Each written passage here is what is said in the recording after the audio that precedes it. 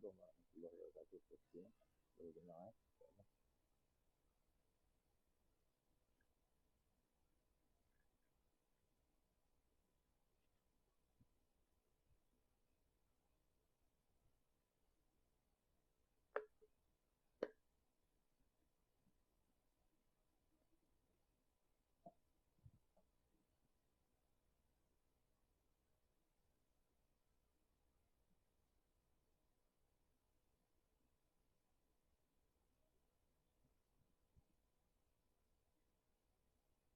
Boleh dengar insyaAllah.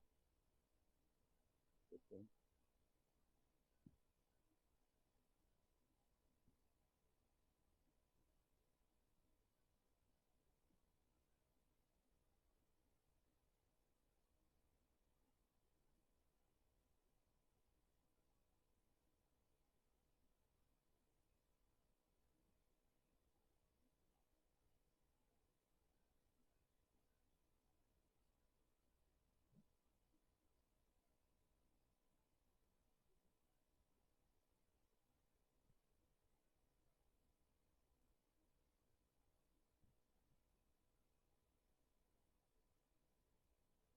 Testing, boleh dengar insyaAllah.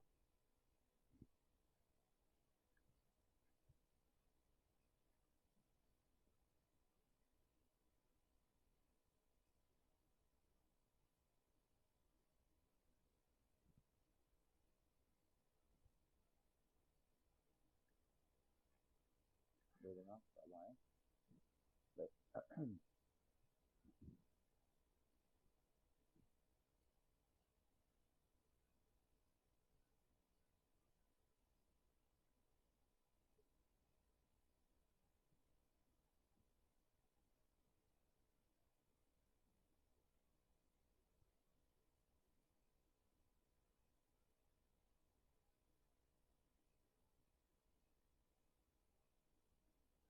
InsyaAllah kita boleh sekejap lagi. Bismillah, minum dulu. Bismillah.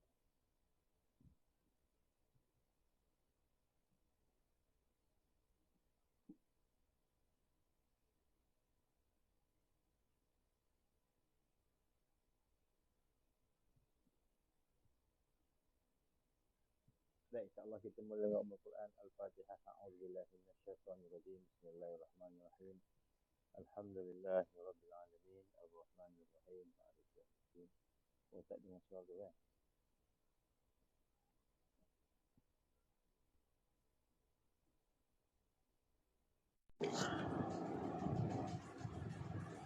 Sekarang dengar tak?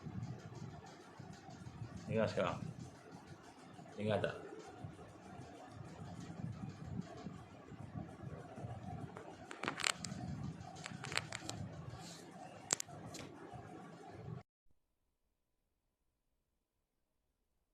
Sekarang dengar tak? Saya pasang mic ni, dengar tak sekarang? Sekarang dengar tak sekarang?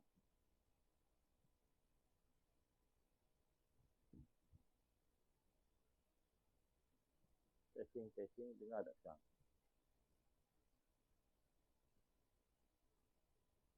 Sekarang dengar?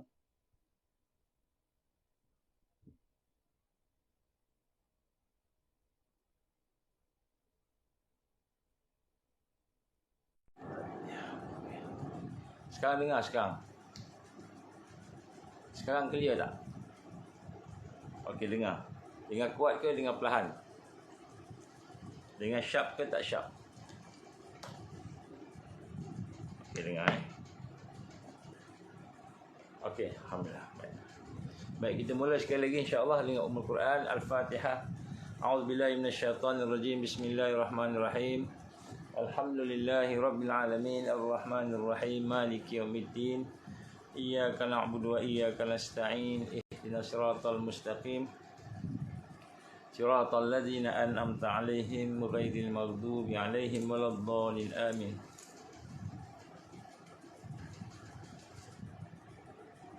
A'udzubillahi samil 'alim minasyaitonir rajim. Bismillahirrahmanirrahim.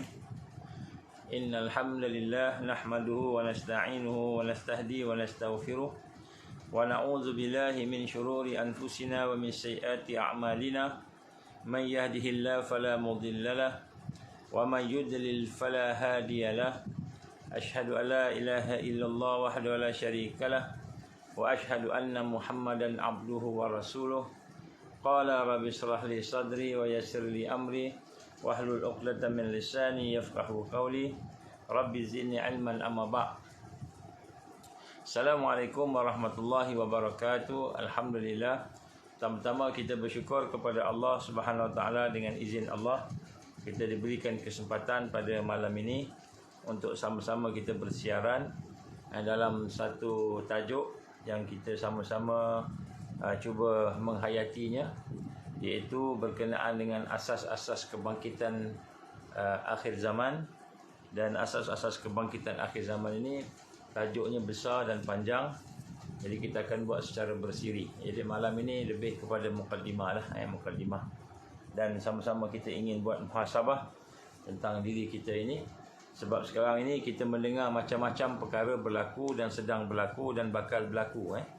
Kita mendengar di Melaka, contohnya di Melaka Tengah, satu virus disebut virus measles. Measles, virus yang seakan-akan macam kita kata campak, demam campak, dikatakan telah merebak, yang boleh membawa kepada dikata sebagai boleh buta mata, boleh pekak telinga dan sebagainya kepada anak-anak. Jadi pada 1 bulan Mac ini mereka akan buat satu operasi, iaitu lawatan dari rumah ke rumah bagi melaksanakan imunisasi semula demam campak. Jadi mereka nak bagi vaksin lah, vaksin kepada anak-anak,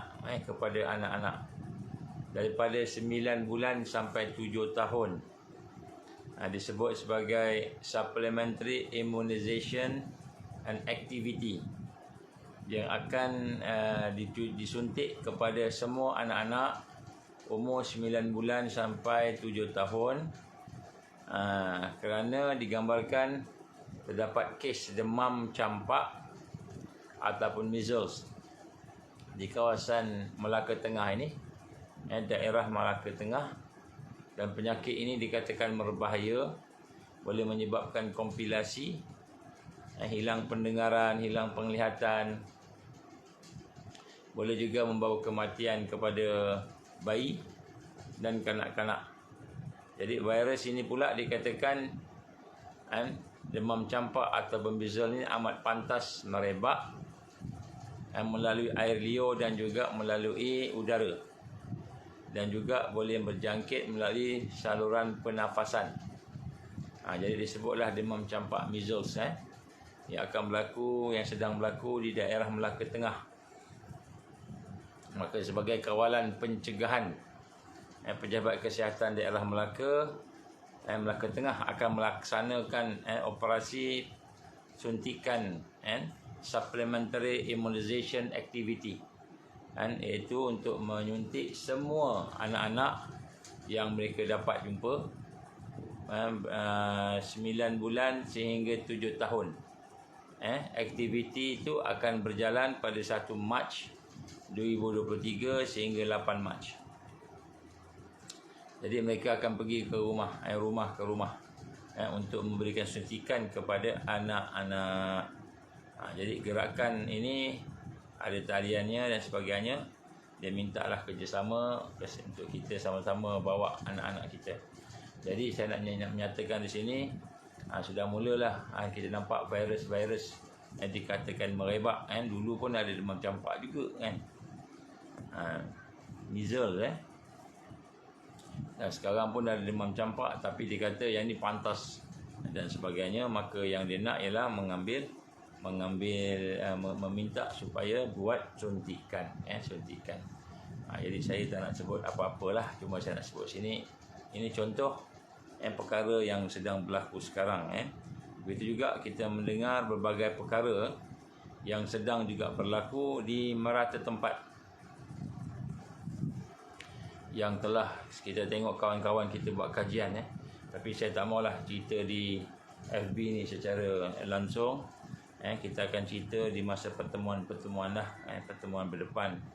Jadi dapat di sini ada beberapa perkara yang menunjukkan akan berlakunya virus baru, varian yang baru yang akan menyebabkan kita ni akan disuruh ambil lagi dos kelima, dos keempat dan kelima, dan kemudian ada varian Marburg, varian norovirus dan sebagainya lah. Jadi ini cuma antara perkara-perkara yang digambarkan akan berlaku dalam masa terdekat. Begitu juga dengan akan timbul bencana alam yang lain yang digambarkan seperti kita katakan ribut, ataupun bencana banjir, ataupun bencana kebakaran dan sebagainya lah. Jadi daripada tanda-tanda yang telah dikaji lah oleh sahabat-sahabat kita, saya tak maulah beritahu secara langsung. Nak sebut kat sini bagaimana suasana yang ada ketika ini di dalam diri kita, dalam kehidupan kita, di dalam masyarakat. Makin lama makin susah. Kita akan berhadapan dengan pelbagai perkara. Ini tak termasuk lagi digital currency sepenuhnya, kemudian digital ID sepenuhnya dan sebagainya, yang mungkin kita akan berhadapan dengan perkara-perkara yang lebih hebat lagi lah. Jadi untuk itu maka kita telah pun ada kesedaran. Saya yakin yang menonton pada malam ini dan juga yang akan menonton semua dah ada kesedaran tentang perkara akhir zaman, perkara akhir zaman, ujian dan sebagainya lah. Cumanya hari ini kita terperangkap dengan suasana sehingga kita terlupa bahawa kemenangan itu adalah pasti. Kemenangan adalah merupakan pasti kepada orang Islam, dan kemenangan itu suatu yang akan datang setelah keruntuhan kebaikan dari sudut iman, Islam dan sebagainya. Sebab itulah di sini kita ingin sama-sama merasakan satu perkara yang amat penting untuk kita memastikan bahawa kita bukan sahaja tahu, kan, macam hari ini alhamdulillah ramai dah orang mula bercakap lah tentang akhir zaman ni, tentang perancangan jahat. Profesor Mat Rofa antara yang akhir-akhir ni, begitu juga dengan adalah lagi lain-lain yang semua mula bercakap lah tentang peristiwa akhir zaman ini. Cuma yang menjadi satu yang kritikal bukan saja kita nak tahu tentang peristiwa akhir zaman, tapi sebenarnya solusinya. Dan solusinya pun kita ada beritahu dah juga pada kebanyakan daripada kita pada hari ini. Cuma sekarang ni masalahnya ialah dari sudut bagaimana kita ingin benar-benar bukan saja tahu teori, tapi kita tahu juga dia punya amali dia. Amali ni macam mana kita nak melaksanakan apa yang digambarkan sebagai tajdid ataupun digambarkan sebagai kebangkitan, insya-Allah. Jadi pada hari ini sebenarnya kita mempunyai banyak perkara-perkara yang berlaku. Yang pertama sekali sebagai mukadimah kepada siri asas-asas kebangkitan yang akan kita hurai dari masa ke masa ni, kita ingin sama-sama melihat beberapa perkara berkenaan dengan realiti dahulu.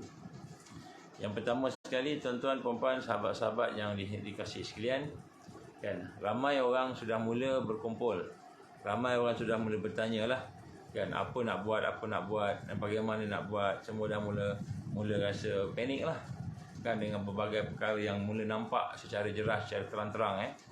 Kita sebut tentang vaksin, tiba-tiba vaksin nak diaktifkan semula. Kita sebut tentang Global Pandemic Treaty, GPT. Global Pandemic Treaty ni pun nak disign, dalam masa hujung bulan ni akan disign oleh menteri kita ataupun tak tahulah wakilnya siapa. Jadi kita lihat banyak perkara-perkara ni yang sudah mula dilakukan secara dengan sewenang-wenangnya. Sewenang-wenangnya, seolah kita tidak ada apa-apa pun boleh buat. Sebab tu saya nak gambarkan kat sini. Kebangkitan akhir zaman dia tak sama macam kebangkitan revolusi biasa.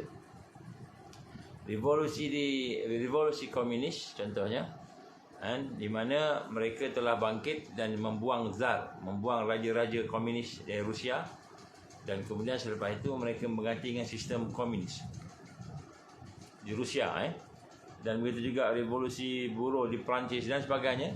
Jadi semua revolusi-revolusi itu dia tidak lari daripada kita kata kekejaman yang merata sehingga menyebabkan pemimpin jatuh. Seperti juga reformasi yang dibuat di Indonesia pada zaman Soeharto.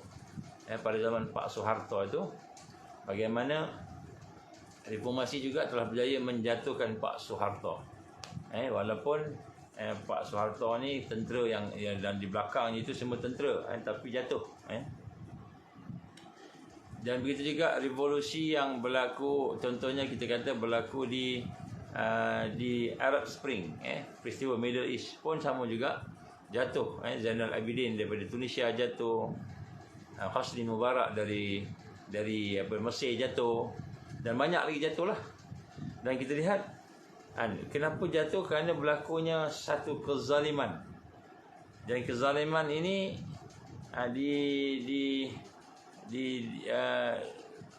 dibina oleh kesedaran kepimpinan rakyat, dan kemudian rakyat bangkit. Tetapi pada hari ini kebangkitan Islam yang bakal berlaku, yang dijangka 100 tahun ini, tajdid ini, sebagaimana yang digambarkan man yujaddidu laha dinaha, akan ada orang yang mentajdidkan din kamu itu. Tajdidnya tak sama dengan revolusi-revolusi yang ada. Sebab tajdid yang ada pada Islam ini, yang pertama sekali dia melibatkan din, agama.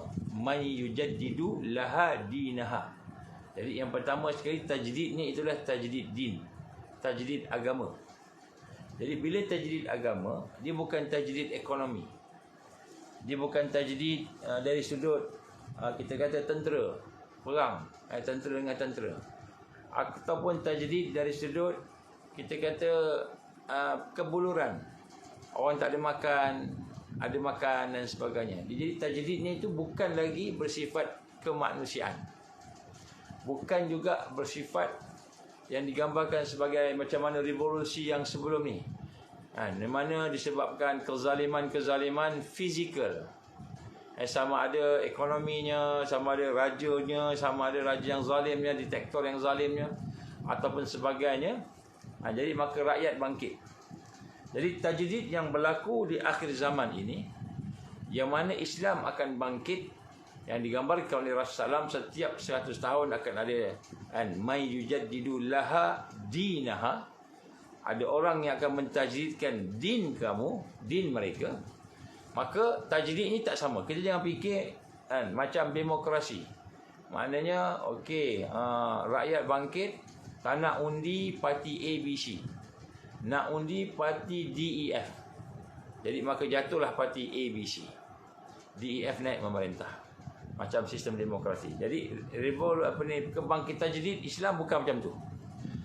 Kebangkitan Islam juga, tajdid Islam juga bukan dalam bentuk orang ni masalah ekonomi kita semua tak ada makan apa semua, macam mana revolusi yang berlaku ataupun reformasi yang berlaku di Perancis, di Eropah, ataupun yang berlaku di Rusia, ataupun yang berlaku di Indonesia, reformasi menjatuhkan Soeharto. Di mana isu yang ada pada masa itu ialah isu kelaparan, isu ekonomi dan sebagainya. Jadi tajdid yang akan berlaku di akhir zaman, yang akan membawa kepada kemenangan Islam, bukanlah tajdid yang berlaku disebabkan oleh faktor-faktor yang ada itu, yang disebut tadi, faktor fizikal, ekonomi, perut kita tak makan, lapar, sakit. Tetapi faktornya lah faktor iman. Faktornya lah faktor iman. Faktor kebangkitan itu disebabkan oleh din. May yujaddidu laha dinaha, mereka yang akan mentajdidkan din, agama.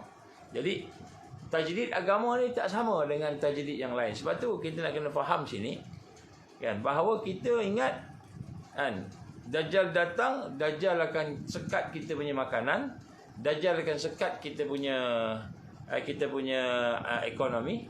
Kita pun duduk di bawah pengaruh ekonomi Dajjal, di bawah World Economic Forum, di bawah WHO dari sudut kesihatan, di bawah ketenteraan, mungkin dari sudut ketenteraan di bawah NATO, ataupun di bawah kelompok China, Rusia dan sebagainya. Jadi kalau kita ingat, tajdid di akhir zaman ialah merupakan peperangan dunia antara negara-negara, peperangan di antara orang miskin dengan orang kaya, peperangan di antara golongan raja dengan golongan rakyat, peperangan di antara komunis lawan demokrasi ataupun komunis lawan kapitalis, demokrasi lawan sosialis. Contoh, kalau kita menganggap bahawa tajdid ataupun kebangkitan di akhir zaman kepada umat Islam itu berdasarkan kepada pengalaman kita yang lepas-lepas yang berlaku sebelum ini, maka kita tersilap. Kenapa? Kerana tajdid yang digambarkan oleh Rasul sallallahu alaihi wasallam ini bukan tajdid dari sudut kehidupan fizikal, semata-mata ekonomi, semata-mata dari sudut satu aspek, tetapi dari keseluruhan aspek. Yang paling penting sekali ialah dinaha. Ini maknanya yang paling penting sekali ialah agama. Yang paling penting sekali ialah din. Yang paling penting sekali ialah al-iman. Yang paling penting tajdid inilah tajdid iman. Tajdid inilah tajdid Islam. Tajdid ini adalah tajdid akhlak. Tajdid akhlak, tajdid iman, tajdid Islam. Dia bukan tajdid sebab kita nak lari daripada coronavirus. Sebab coronavirus dah habis, datang pula virus measles sekarang ni. Datang pula virus-virus yang lain, bukan corona dah. Jadi maknanya dia akan datang lagi. Bukan saja virus, dia akan datang pula makanan. Lepas ni nak ternak ayam, wajib mengambil makanan dia. Macam mana saya digambarkan oleh beberapa orang yang menternak ayam, dia makan dedak-dedak yang dibuat oleh orang tertentu. Saya pun tak tahulah siapa yang buat. Akhirnya ayam tak bertelur dah. Ayam dah tak bertelur. Ini saya dapat maklumat daripada kawan-kawan kita yang buat penternakan ayam. Jadi bukan masalah ayam, bukan masalah makanan, bukan masalah air, kebuluran, bukan masalah ekonomi. Yang nak ditajdidkan bukan tajdid ekonomi. Yang nak ditajdidkan itu bukan tajdid makanan. Walaupun ada masalah, memang ada masalah makanan, ada masalah ekonomi, ada masalah, semua ada masalah. Tetapi yang ditajdidkan itu ialah din. May yujaddidu laha dinaha. Yang ditajdidkanlah agama. Maknanya apa? Maknanya kebangkitan akhir zaman ni bukan kebangkitan orang yang prepping. Prepping ni kita kata prepping ni maknanya prepping ni orang yang sediakan makanan, minuman, sediakan alat-alat ubat-ubatan, nak berhadapan dengan kesusahan. Apa kesusahannya? Kesusahannya ada bencana alam, kesusahannya ada ekonomi, kesusahannya ada masalah kesihatan, kesusahannya ada masalah-masalah yang kita dengar pada hari ni lah. Bukan macam itu, tak sama. Tak sama, jangan kita salah tanggap. Kerana kalau kita salah tanggap, kita akan terperangkap dengan perancangan mereka. Memang dirancang ekonomi akan jatuh, dirancang. Memang dirancang akan ada masalah kesihatan, memang dirancang digunakan bioweapon, chemical weapon. Memang dirancang akan ada masalah dari sudut kehidupan kita susah. Nak bergerak sana, nak bergerak sini payah. Memang kita akan berhadapan dengan kesusahan. Tapi itu bukan tajdid. Tajdid bukan di situ. Di situ hanyalah merupakan masalah-masalah yang Allah Subhanahu Wa Taala izin berlaku kepada umat manusia pada hari ini dalam rangka nak memperbaharui, meningkatkan kesedaran iman Islam. Jadi tajdid itu, kebangkitan itu adalah kebangkitan iman, kebangkitan Islam, kebangkitan akhlak Islam. Dia bukan kebangkitan sebab ekonomi, masalah ekonomi. Oh, saya tak suka kerajaan BN, saya tak suka kerajaan PN, tukar ganti PH. Jadi kebangkitan kita nak tegakkan PH. Ataupun saya tak suka PH, kita tegakkan PN. Maka kebangkitan kita ialah menegakkan PN. sistem politik yang ada pada hari ini. Itu siapa yang merasakan tajdid dia macam itu, maka dia tertipu dengan tipu daya Dajjal yang halus. Halus Dajjal ni. Dia tipu kita. Jadi sebab tu kita kena ada ilmu. Kalau tak ada ilmu, kita ingat itulah tajdidnya. Nak memperbaiki ekonomi kita, nak menjauhkan rasuah. Kita ingat nak menjauhkan rasuah tu tajdid. Nak meningkatkan ekonomi itu tajdid. Bukan. Jadi sebab itulah pada malam ini kita nak kena melihat bahawa kebangkitan yang difaham oleh para ulama yang muhakkikin, ulama yang ada mata hati, yang ada basirah. Ulama yang melihat dengan pandangan iman, yang melihat dengan pandangan takwa. Bukan kebangkitan-kebangkitan yang kita gambarkan tadi, revolusi di Arab Spring. Yang kita ingat, itulah kebangkitan Arab Spring. Jatuhnya Hosni Mubarak, jatuhnya Hosni Mubarak yang kejam, jatuhnya Zainal Abidin yang kejam, dan jatuh sebagainya. Kita kata itulah dia revolusi. Rupanya kita tertipu dengan perancangan jahat Al-Masih Dajjal dan tenteranya. Ini penting tajuk ni. Sebab kita ingat, kita dah berada dalam kebangkitan dah. Kita dah bersedia, dah buat dah. Benda persiapan dah. Kita dah ada duduk kat luar daripada bandar. Tak nak ada 5G. Kita duduk dekat tempat yang tak ada tower 5G. Kita duduk tempat yang ada makanan, minuman. Untuk kita kata nak survive. Kalau berlaku apa-apa nak survive. Kita ada makanan kita sendiri, ada ladang kita sendiri, ada minuman, air kita sendiri. Kita ada ekonomi kita sendiri. Kita buat dirham, dinar. Kita buat education kita sendiri, homeschooling. Kita kata pada sistem kemasyarakatan kita sendiri. Jadi kita rasa kita dah buat banyak dah buat ni. Macam Arkam dulu buat, macam ni buat, tu buat, sebagainya, kita sebutlah macam-macam. Jadi rupanya itu bukan kebangkitan, walaupun itu salah satu daripada ciri-ciri kebangkitan. Keluar daripada sistem yang jahiliyah, keluar daripada sistem yang zalim, keluar daripada sistem yang kita kata mempertuhankan ataupun mensyirikkan Allah, mempertuhankan ghairallah, kepada sistem yang mentauhidkan Allah betul. Tetapi tajdidnya tadi bukan tajdid yang itu, tapi tajdid al-iman wal akhlak. Itu asas iman dan akhlak. Jadi bila kita melihat yang itu, maka kita tengok balik. Kalau begitulah rupa-rupanya tajdid yang digambarkan, akan ada man yujaddidul laha dinaha, din kamu tadi ditajdidkan, maka persiapan untuk berhadapan dengan kebangkitan juga mesti sesuai dengan persiapan untuk kita bangkit. Sesuai dengan agama kita tadi, kebangkitan agama. Saya minta maaf, tempat duduk ni dia bergoyang-goyang. Baik. Jadi saya nak sebut kat sini pada malam ni supaya kita faham, supaya kita tak ikut arus orang putih. Arus orang putih semua pakai prepping biasa, belaka. Kita dah ada dapat tanah 100 ekar di Pahang, kita nak tanam beras. Kita dah ada kuda, kita dah ada ni, kita kena sembahyang juga, kenapa? Jadi kita ingat item-item prepping tadi itulah sebagai prepping kita. Rupanya kita tersilap. Rupa-rupanya prepping bukan itu. Itu hanyalah sebahagian daripada persiapan kita untuk menegakkan sistem Allah Subhanahu wa ta'ala secara menyeluruh. Tetapi sebenarnya yang benarnya ialah ad-din itu sendiri. Ya, sebab itulah melihat pada hari ini, maka saya nak cerita, kita tengok semula. Inilah digambarkan sebagai fenomena yang menipu kita, yang kita tertipu hari ini. Kita ingat kita nak lari daripada 5G, kita nak lari daripada ekonomi digital currency, kita nak lari daripada digital ID. Walaupun kita memang tak nak, memang kita tak suka benda tu. Kita nak lari daripada makanan-makanan yang dibuat di makmal.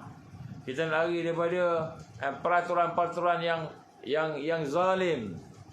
Kita nak lari daripada rasuah. Semua duk cerita rasuah. Kalau politik, rasuah aje. Dia punya modal rasuah aje. Politik ni nak jatuhkan orang tu, lawan kita tu, rasuah aje modalnya. Iman tak ada. Islam tak ada. Agama tak ada. Jadi yang ada ini rasuah, sini rasuah. Panggil si SPRM, panggil polis. Jadi maknanya kita lihat di sini kita tertipu dengan arus yang ada. Kita tertipu dengan arus yang ada. Habis kalau gitu apa yang kita nak bangkitkan di sini? Kita tengok sikit. Yang pertama sekali, kita tengok fenomena. Apa dia realiti yang ada pada masyarakat kita ini, yang mana banyak tipu daya. Sehingga kita ni pun tertipu juga. Ada yang mengaku sebagai tuan guru. Oh, tuan guru ni. Padahal dia bukan tuan guru. Ada yang mengaku sebagai satu kelompok yang paling benar. Kamilah yang paling benar. Kami yang paling selamat. Kamilah yang akan membawa kepada kebenaran. Kan? Jadi kita tengok hari ini banyak. Saya nak bacakan beberapa nota yang saya tulis di sini. Juga berlaku pada hari ini, banyak sekali terjadi orang biasa tiba-tiba jadi orang biasa je. Tiba-tiba dialah maha guru. Tiba-tiba dia ustaz. Tiba-tiba dia habib.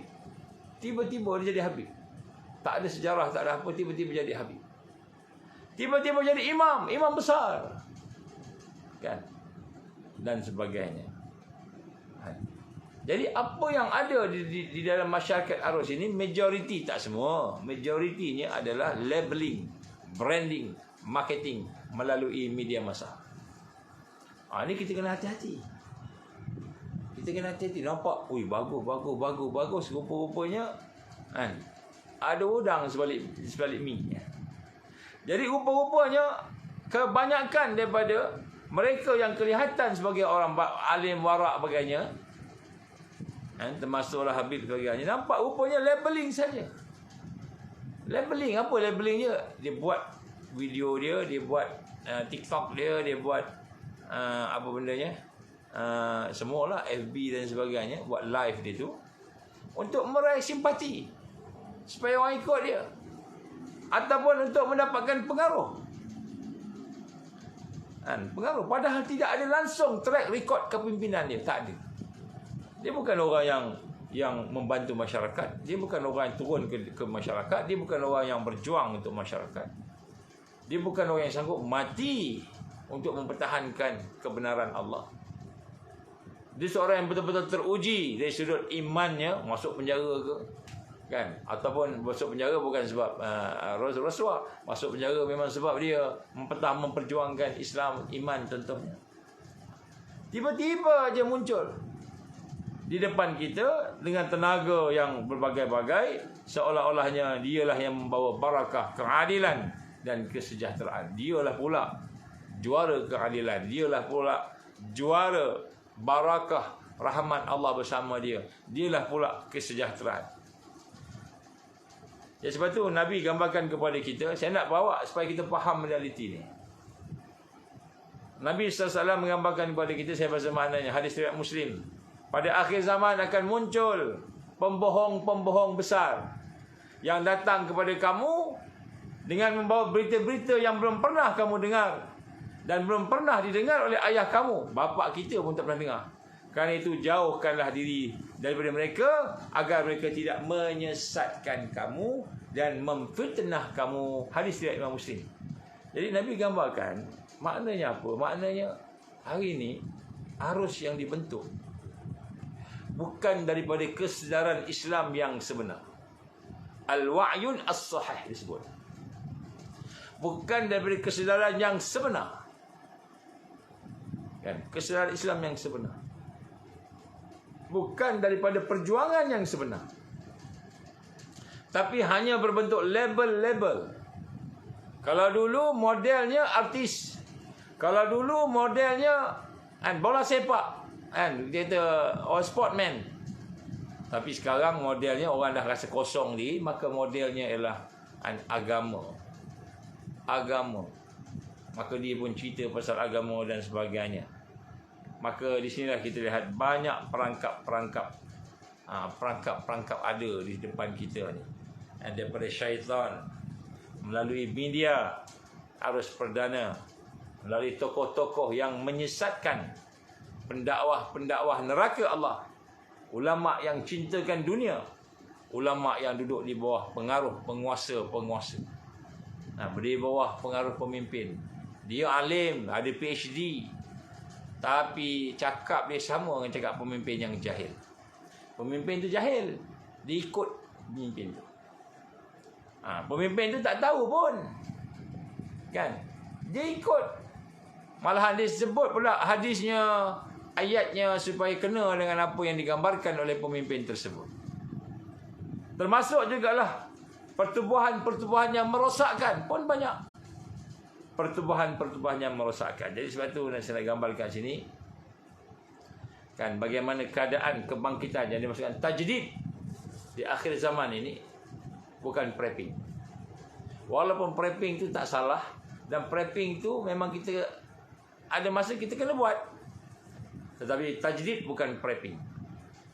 Tapi tajdid ialah kebangkitan iman, kebangkitan ubudiyah lillahi wahdah, mentauhidkan Allah, dan kebangkitan akhlak.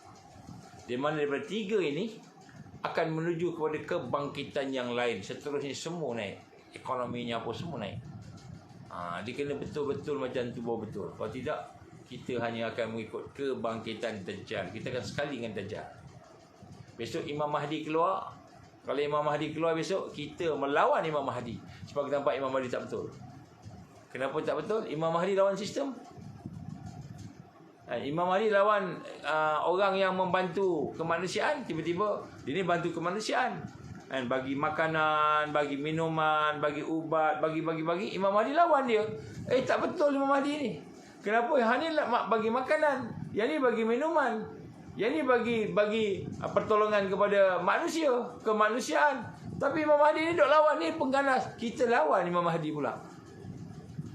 Kita lawan Imam Mahdi. Sedangkan yang bagi makanan, yang bagi ni kebaikan, bagi dinar lah, bagi apa, itu rupanya Dajjal. Dajjal yang bagi. Sebab bukan kebangkitan kemanusiaan. Walaupun kemanusiaan itu diperlukan pada masa itu. Jadi man yujaddidu laha dinaha. Mereka yang akan mentajdidkan din kamu, din tadi tu, bukan yang mentajdidkan ekonomi. Tak ada ekonomi. Ekonomi rosak, maka dia pun datang tolong ekonomi. Inilah dia Imam Mahdi tajdid. Dia membangkitkan agama. Agama, nampak agama pula. Padahal agama itu agama gabungan agama-agama. Agama itu penuh dengan bid'ah, dalalah, khurafat, penuh dengan perkara-perkara yang merosakkan. Kita ingat itulah dia tajdidnya. Kita bersama dengan arus. Maka rupanya arus itulah arus Dajjal. Arus Dajjal. Kita kena tipu. Kena tipu. Nampak tak? Saya tak tahulah boleh nampak tak faham. Kalau boleh soal jawab ni dah ada orang soal. Tapi nak sebut kat sini kita kena faham. Yang ditajdidkan itu bukan prepping. Walaupun prepping ni perlu kalau ada bencana kita kena buat. Tapi tajdid yang kita maksudkan, yang dimaksudkan Rasulullah tadi itu ialah tajdid agama. Agama namanya meliputi seluruh aspek hidup. Bermula dengan al-iman, beriman, yakin kepada Allah, dan kemudian mentauhidkan Allah dalam hidup ini. Tidak mahu syirik. Kemudian kita pun beribadah ubudiyah pada dia, dan akhirnya dengan ubudiyah lahirlah akhlak. Akhlak tadi, akhlak Islam, bukan akhlak campur-campur. Bukan akhlak internasional, akhlak Islam, sunnah. Dan kemudian dari situlah akan lahirnya kebangkitan yang lain. Jadi sebab itulah pada hari ini benarlah apa yang digambarkan oleh sebahagian ulama. Ra'a mungkaran ma'rufan wa ma'rufan munkar. Kamu melihat mungkar itu ma'ruf, dan ma'ruf itu munkar. Ra'an mungkaran ma'rufan wa ma'rufan mungkaran. Kamu melihat ra'a ni, kamu melihat, kamu menyaksikan mungkaran yang buruk itu, maksiat itu adalah ma'ruf, baik. Bagi roti bagus ni, bagi roti, bagi makan kemanusiaan. Tolong orang bagi air bagus, ekonomi bagus. Tolong orang bagi ubat, suntik vaksin kan bagus. Siapa yang tak nak sembuh daripada penyakit? Suntik vaksin kan bagus. Contohnya, bagi makanan kan tak payah ternak lembu, kita buat kat mak-mak aja kan bagus. Kan kita panggil apa, artificial intelligence, AI, kan bagus. Semua kita pakai bagus belaka. Jadi bila orang yang sebenarnya yang merupakan tegakkan Islam sebenarnya datang naik, kita nak kena tegakkan syariat Allah, tegakkan iman, mentauhidkan Allah, ubudiyah lillah wahda, akhlak yang baik, tiba-tiba orang ni disebut sebagai orang yang sesat, orang yang jahat, orang yang mungkar, padahal dia bawa kebaikan. Subhanallah. Ini zaman kita ni macam ini. Sebab tu kita kena faham ni. Kotak kita, ingat kita dah okey dah. Oh, saya dah ikut pertubuhan Persatuan Islam, pertubuhan Islam. Saya dah sebut dah Parti Islam, saya dah sebut dah Hizbul Islam. Semua pakai Islam Melaka. Tapi rupa-rupanya menyokong sistem jahiliah, mempertahankan Dajjal, mempertahankan Dajjal. Bila datang bersama kita nak cakap pasal masalah rakyat, hanya setelah dia kalah. Dia kalah baru dia datang nak jumpa. Masa jadi kerajaan, masa dia pegang kuasa, masa dia ada kekuatan, masa tu kita nak jumpa pun tak nak jumpa. Tapi bila dah jatuh, dah kalah, nampak kekalahan tadi, baru nak jumpa masyarakat ni. Saya tak cakap siapa-siapa no, tapi berlaku ni dekat NGO ni. Datang balik, dah kalah semua pakat datang. Oh, dulu sebutan ni kita masalah rakyat ni, AFI ni. Rakyat banyak kena penyakit-penyakit sampingan daripada suntikan ni banyak ni. Baru nak bincang. Sebelum ni tak nak, tak kisah, lantak lah. Yang penting aku punya politik ni jaga politik ni, tak nak bagi runtuh kerajaan. Saya ingat lagi, dia kata, saudara, dia kata, bukan kami tak tahu, ada sebagian cakap begitu lah. Bukan kami tak, tapi kami nak menjaga kerajaan supaya kerajaan tak runtuh. Menjaga masalah kerajaan ini lebih penting, lebih besar daripada nak tengok masalah rakyat. Kenapa? Sebab rakyat tak sama dengan kerajaan. Saya cakap dengan dia, kan kita ada research, kita ada kajian. Kita ada kajian, yang ini bio weapon, yang ini chemical weapon. Yang saya cakap ni bukan orang tak ada iman, ada iman. Bukan orang tak ada Islam, orang Muslim. Bukan tak semayang, cakap Islam lagi. Tapi oleh kerana nak jaga kerajaan masa tu, jangan kerajaan jatuh. Jangan kerajaan jatuh. Kita kena ikut arus. Kena ikut arus. Apa arus? Arus WHO tu kena ikut. Arus WEF tu kena ikut. Arus Zionis kena ikut. Walaupun namanya Islam, namanya Muslim. Saya kata, kami menyokong kamu sebab prinsip yang ada pada kamu pegang, tak jaga agama. Bila kamu tak jaga agama, kami tak boleh bersama. Tak kiralah siasahnya itu siasah apa pun namanya. Siasah batang ke, siasah sejahtera umat ke, tak kira. Bila berlawanan dengan prinsip Islam, maka tak boleh. Kita tak boleh terima. Sekarang dah mula datang balik dah, nak boleh jumpa. Mari kita sama-sama, mari kita buat sama-sama. Saya bukan nak cakap siapa-siapa tuan-tuan dan puan, tapi nak sebut sini tipu daya yang ada dalam sistem, dalam serangan Dajjal pada hari ini menyebabkan orang yang cerdik menjadi bodoh. Jadi ini yang penting kita kena faham. Sebab tu saya sebut sini, siapa yang tidak faham dengan asas-asas kebangkitan umat di akhir zaman ini, maka dia belum lagi beramal, dia cuma berteori saja. Cerita panjang, cerita hebat, konspirasi pakatan, tapi dia tak faham asas tajdid, asas kebangkitan, maka dia hanya berteori saja. Ataupun masih bermain-main dengan perjuangan, hanya nak dapat nama aja, masuk YouTube, masuk dalam apa namanya, Instagram ke apa, supaya keluar ramai-ramai kenal ikut kita. Ini saya nak gambarkan tuan-tuan dan puan, jangan tertipu dengan arus yang ada pada hari ini. Saya nak bacakan hadis Nabi sallallahu alaihi wasallam, Huzaifah al-Yamani. Hadis ini saya tak pernah baca lagi.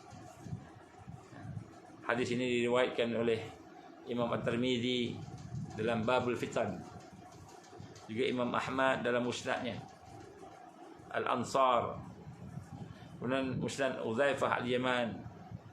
Itu juga dinilai oleh Albani sebagai hadis sahih, hasan sahih dan jami' sahih. Hadis sahih tuan-tuan. Saya bacakan hadis ini. La taqumus sa'ah, tidak akan berlaku hari kiamat. hatta yakuna as'adan nasi bidunya, sehinggalah orang yang paling as'ad, orang yang paling bahagia. Orang yang paling bahagia di kalangan manusia di dunia inilah luka'un nuluka', iaitu orang yang luka' ibnul luka'. Ni hadis ni pendek lah, tapi nak sebut kat sini sebenarnya ada lagi lepas tu kan. Pas sambungan dia saya baca ni dulu kan. Apa kata Nabi sallam kan?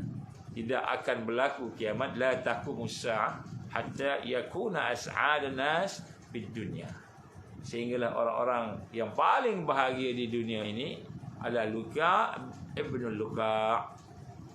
Ibnul Luka', bukan Luka'. Jadi apa Luka' ni?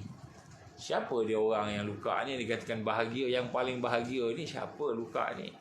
Daripada bahasa Arab, Luka' ni maknanya budak, hamba. Budak ataupun hamba.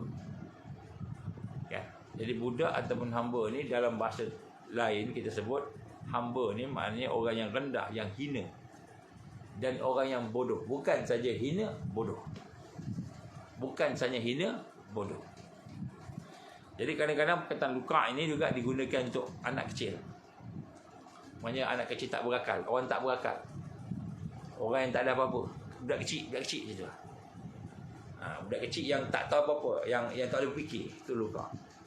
Begitu juga kalau kita bagi kepada orang dewasa ni, kita rujuk kepada orang dewasa yang akalnya pendek ataupun ilmunya itu sikit. Jadi daripada hadis ini ulama mentafsirkan. Saya nak sebut tuan-tuan supaya kita tak tertipu, kena tipu ni. Kita ingat hebat orang depan kita ni. Orang depan kita, orang yang ada pegang jawatan, orang yang hebat nampak cakapnya berapi-rapi, cakap dengan ayat Quran, cakap dengan berbagai kebaikan, rupa-rupanya luka'. Luka'. Ini perkataan Arab pasal. Maka apa maksudnya ulama-ulama mentafsirkan hadis ini? Dia kata apa? Tentang keadaan di akhir zaman yang akan memerintah, yang akan diperintah oleh orang yang hina, yang keji. Dan segala urusan dunia diserahkan kepada orang yang bodoh. Jadi Nabi gambarkan luka' ni bodoh dan hina. Maka mereka ini dikurniakan kemewahan, hidupnya mewah, hidupnya nampak baik, ada kuasa, sehingga mereka rasakan atau mereka jadi orang yang paling gembira. Orang yang paling gembira ialah orang yang berkuasa itu, yang bodoh dan hina. Ini bukan perkataan saya, no? Ini perkataan para alim ulama mentafsirkan hadis Nabi sallallahu alaihi wasallam tadi. Rupa-rupanya dia bodoh, dia hina, macam budak kecil, macam hamba sahaya. Jadi rupa-rupanya perintah dunia di akhir zaman ini sebelum bangkit ni ialah orang-orang yang begitu. Dalam hadis yang lain saya bacakan dalam makna dia. Di antara tanda-tanda kan hampirnya kiamat itu, dunia akan dikuasai oleh Luka' bin Luka'. Itu orang yang bodoh tadi, orang yang hina tadi. Mana orang yang paling baik? Maka orang yang paling baik adalah orang yang beriman, yang diapit oleh dua orang mulia. Jadi maknanya dunia akan diperintah oleh Luka' bin Luka' ni, bodoh dan hina ni, orang yang hina dan bodoh ni. Dunia ni akan diperintah. Dan orang yang paling baik ialah orang yang beriman. Al-iman, Nabi kata beriman, mukmin. Orang beriman dan diempit atau dia di kiri kanannya, maknanya jamaah dia orang-orang yang mulia, kata Rasul sallallahu alaihi wasallam. Ni hadis riwayat At-Tabrani. Jadi Nabi kata apa? Orang yang beriman, dia bukan seorang dia. Dia bukan seorang dia beriman, diapit oleh dua orang yang mulia. Dia maknanya jama'. Dia bukan seorang, dia ada jamaah. Mulia ni siapa mulia? Kita tengok pula ayat Allah Subhanahu wa taala suratul Hujurat. Inna akramakum indallahi atqakum. Sesungguhnya orang yang mulia, orang yang dekat dengan Allah yang mulia, ialah orang yang bertakwa. Jadi maknanya kan, orang yang bertakwa ni jamaah orang yang bertakwa itulah orang paling baik. Ini maksudnya begitu. Jadi kita tengok hari ni kan, kita dapati ada banyak kebaikan-kebaikan kepada orang yang bertakwa, tapi kita nampak macam tak ada apa-apa, tak ada nilai. Kita cuma pilih orang yang luka' ni. Luka ni yang bodoh, yang hina. Kenapa dia bodoh dan hina? Kerana yang pertama, dia tidak ada akal yang benar-benar untuk membawa dia kepada akhirat. Dia tidak ada hidayah. Kita akan cerita benda ni lagi. Dia tak ada hidayah. Dari ilmu, tak ada hidayah. PhD ada, ilmu ada, tapi tak ada hidayah. Ada ilmu, tak ada hidayah. Sebab tu orang yang nak kita sama-sama yang kebangkitan tadi ialah disebut Al-Mahdiyin. Al-Mahdiyin ni adalah orang yang mendapat hidayah. Hari ni orang ada ilmu tapi tak ada hidayah. Oh, ilmu macam-macam. Kalau sebut Quran ni, dia cakap Quran hebat, nanti saya sebut sehari. Dia boleh baca Quran hebat. Kita dengar tu, kita pun tak boleh baca macam tu lah. Kan? Dia boleh cerita hadis. Hadis hebat. Kita pun tak boleh. Tapi rupa-rupanya hina, luka. Jadi luka ni. Kita boleh panggil luka lah ni. Ini perkataan Rasul SAW. Luka ni apa? Budak hamba saya yang hina, yang bodoh. Bodoh, hina. Tapi dia menguasai dunia. Dia memerintah dunia. Ini digambarkan oleh hadis Nabi sallallahu alaihi wasallam. Jadi siapa yang mulia, yang baik? Siapa yang paling baik tadi? Ialah orang beriman, ada iman. Nabi sebut al-iman. Orang yang beriman, mukmin, yang ada dikelilingi oleh laki-laki ataupun kita kawan yang mulia. Yang mulia ni, inna akramakum indallahi atqakum. Orang yang mulia ni orang yang bertakwa. Sebab tu saya ulang balik tadi. Tiba-tiba tak pernah tahu. Tiba-tiba ada dia ni tuan guru. Padahal tak pernah pun tengok dia. Belajar mana pun tak tahu. Tak pernah ada apa. Tiba-tiba jadi tuan guru. Tiba-tiba jadi seorang ustaz. Tiba-tiba jadi seorang habib. Tiba-tiba jadi imam besar. Dan lain-lain. Rupanya dia dapat itu daripada YouTube. Daripada FB. Rupanya labeling sahaja. Label sahaja. Bukan hakikat hidup dia begitu. Bukan memang dia berjuang daripada on the ground. Bukan luka. Luka lam kaf ain. Luka. Ejaan dia macam mana? Ejaan dia lam kaf ain. Luka. Luka. Bukan luka. Bukan kaf. Luka. Ain. Lam kaf ain. Ini satu perkataan yang kita nak kena apa? Nak kena tahu jugalah. Jadi tiba-tiba dia jadi hebat dan sebagainya. Tak ada pun sebelum ni dia pernah mengajar ke, dia pernah berdakwah ke.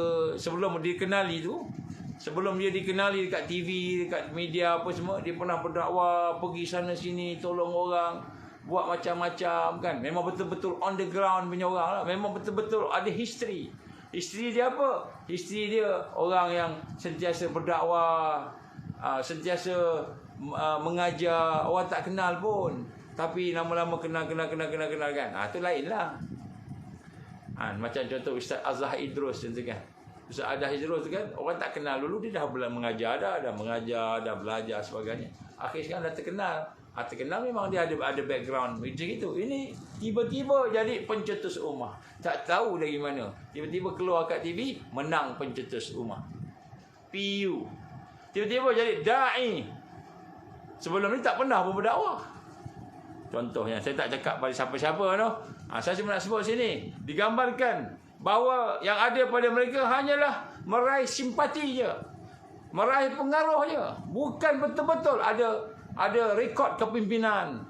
Teruji kepimpinan dia. Mungkin dengan sebab dia dulu buat sesuatu sehingga akhirnya dia sampai peringkat dia penjarakan ke. Kan? Sampai peringkat dia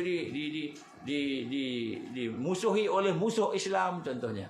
Jadi adalah dia main track record, tiba-tiba keluar. Ini semua adalah merupakan kita kata banyak perkara-perkara yang berlaku hari ini. Dibayangkan sebagai orang yang penuh dengan barakah, tiba-tiba out of nowhere jadi orang yang penuh dengan barakah. Orang yang membawa keadilan, orang yang membawa kesejahteraan, ada akhlak yang baik sebagainya, tiba-tiba je keluar.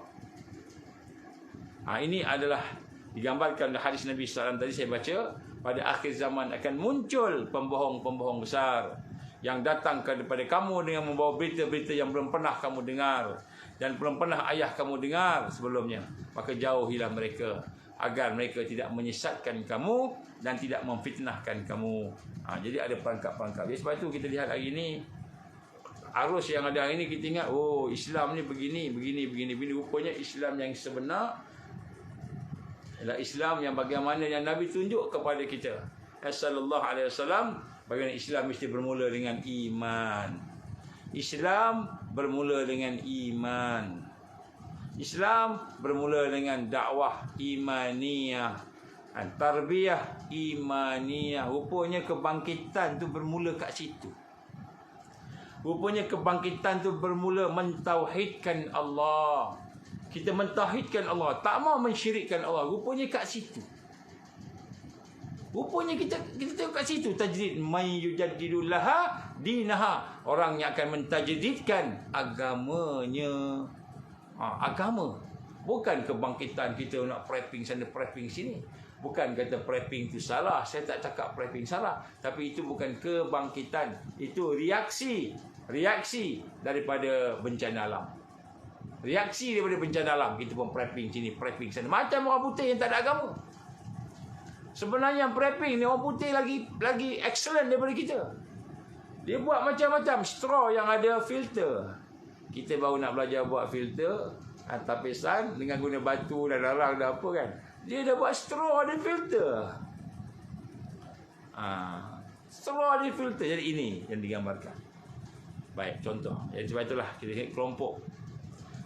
Ada juga menjadi masalah kepada umat ni. Ada juga orang nampak macam Islam, nampak macam hebat. Ini orang berjihad ni, mujahid. Dia kelompok yang menghayati Islam, dia kata. Tapi rupanya Nabi mengingatkan kita. Tengok baca. Saya baca makna dia pasal hadis sepanjang. Apa kata Rasulullah sallallahu alaihi wasallam?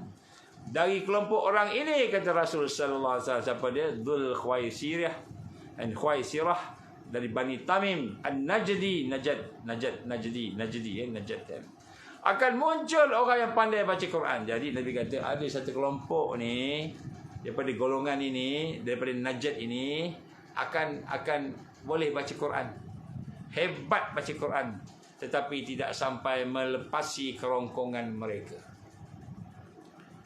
Jadi bila lepas kerongkong, ulama-ulama mentafsirkan bermaksudnya dia baca Quran setakat sedap kat mulut sampai kat sini je. Lepas tu apa?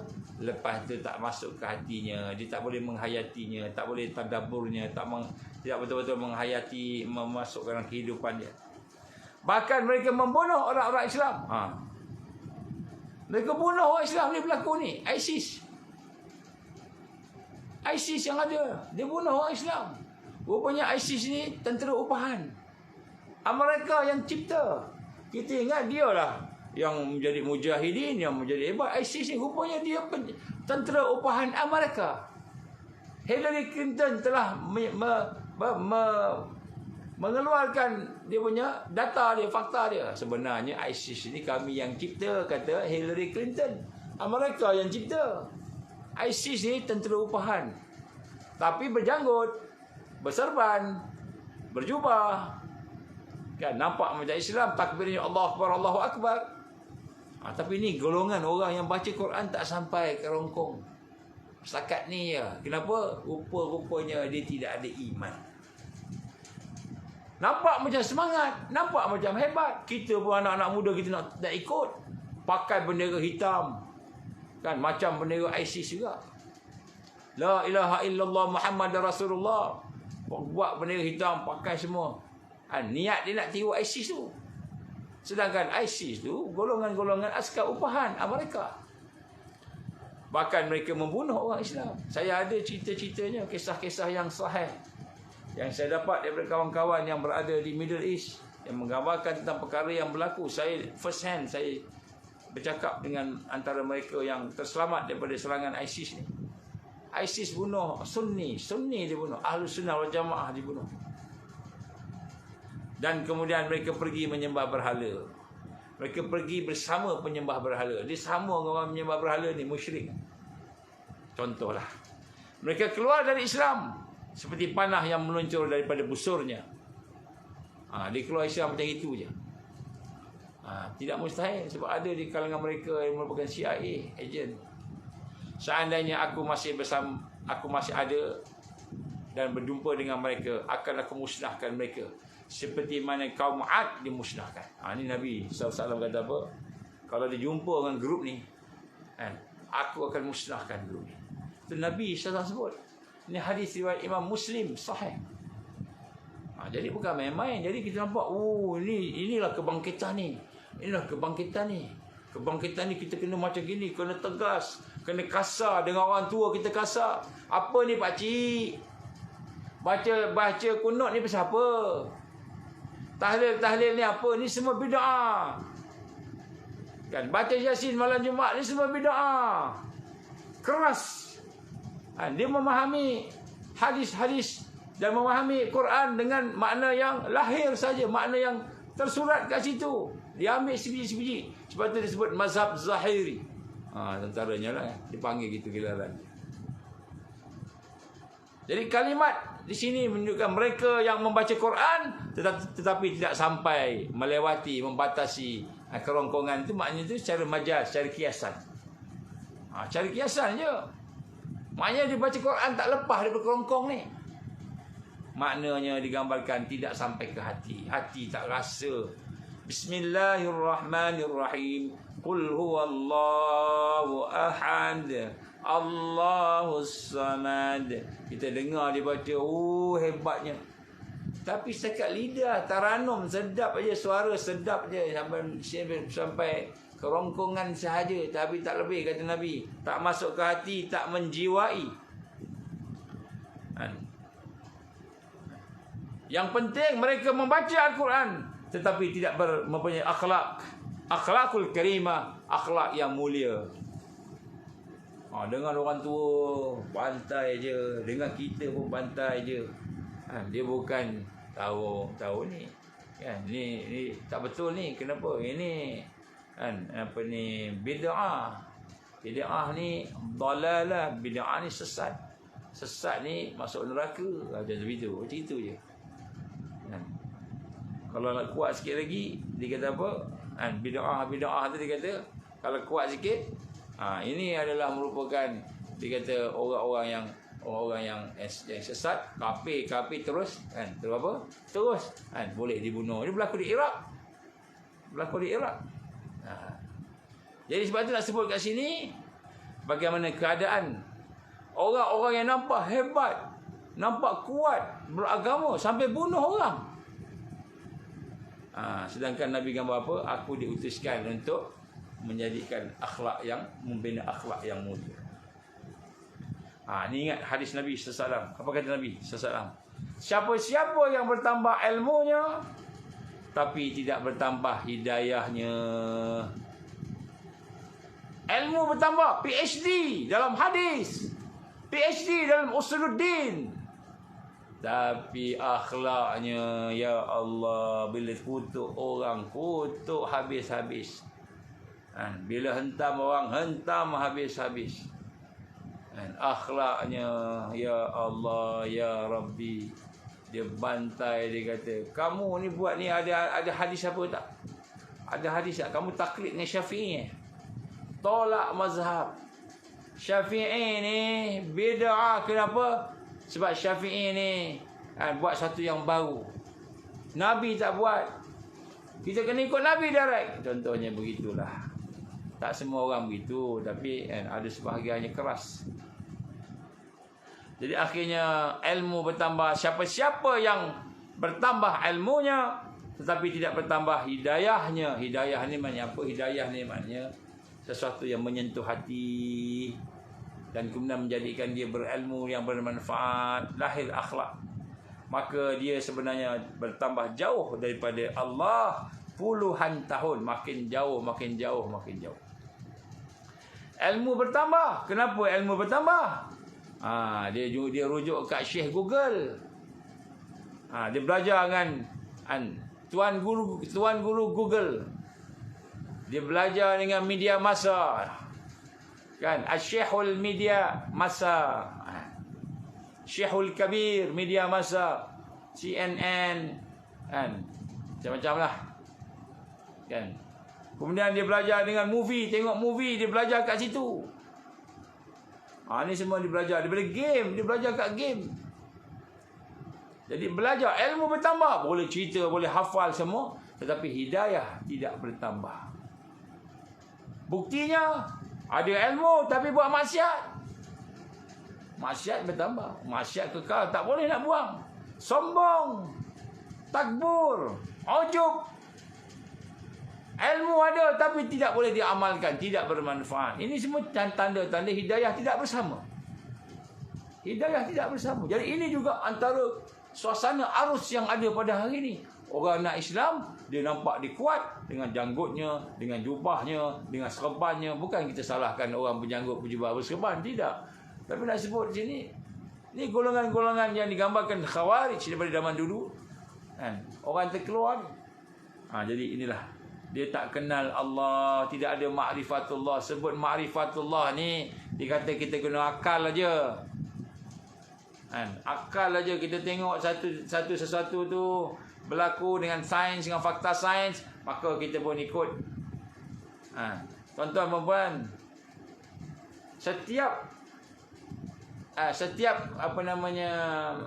kaum itu ada majus, kata Rasulullah SAW. Setiap kaum itu ada orang majusi. Dan majusi di kalangan kaum-kaum daripada kalangan kita ni ialah orang yang menggunakan akal sahaja.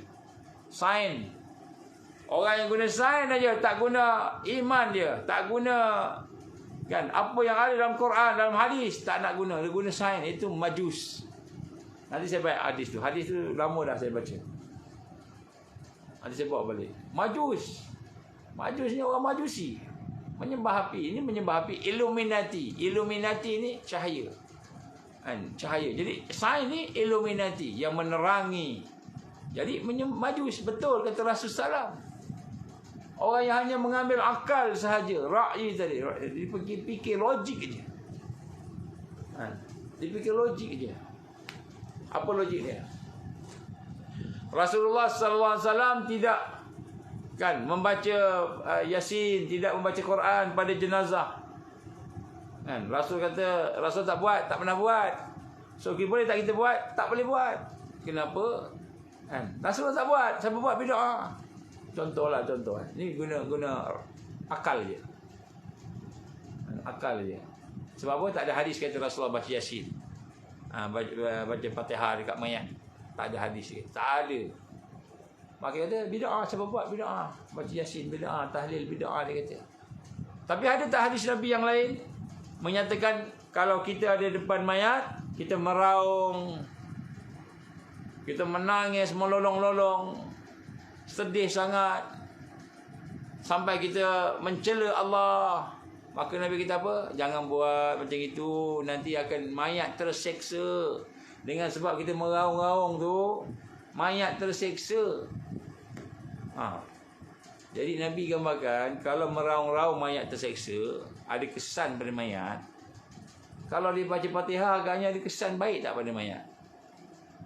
Kan? Walaupun tak ada hadis kata baca Fatihah, baca Yasin dekat mayat tu. Tapi ada kesan tak? Tentulah ada kesan. Tapi dia tengok yang tersurat je, tak nampak yang tersirat. Ini contoh. Wallahu alam. Saya tak sebut nama siapa-siapa, no. Jangan payah pandai-pandai tulis nama siapa-siapa kat bawah tu. Baik, jadi ilmu harus dikawal oleh takwa.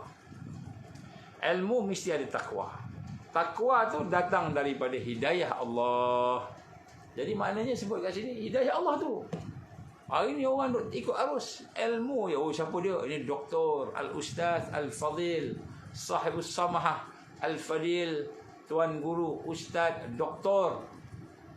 Tengok dia punya title dia kan, panjang berjela-jela. Haji lagi. Kan? Pegang belakang ada lagi al something kan. Kalau saya contohnya kan, daripada Jalan Bakri, lahir kat Jalan Bakri, Al-Bakri kata dia. Ni saya lahir di Jalan Bakri. Tiba-tiba ada, kalau dilahir kat Johor, orang Jawa, orang apa daripada Pulau Jawa, Al-Jawai kan. Tak kira itu apa kan. Jadi ilmu tu bukan tengok pada nama title tu. Ilmu dia tengok takwa dia tu, akhlak dia tu. Akhlak dia, takwa dia bukan takwa akhlak yang berlakon depan orang, jalan tunduk, pakai pun handsome, cantik jubah. Tapi dekat tempat lain jumpa dengan geng-geng politik dia, hilang serban, hilang jubah, jumpa geng politik, hilang semua. Hilang.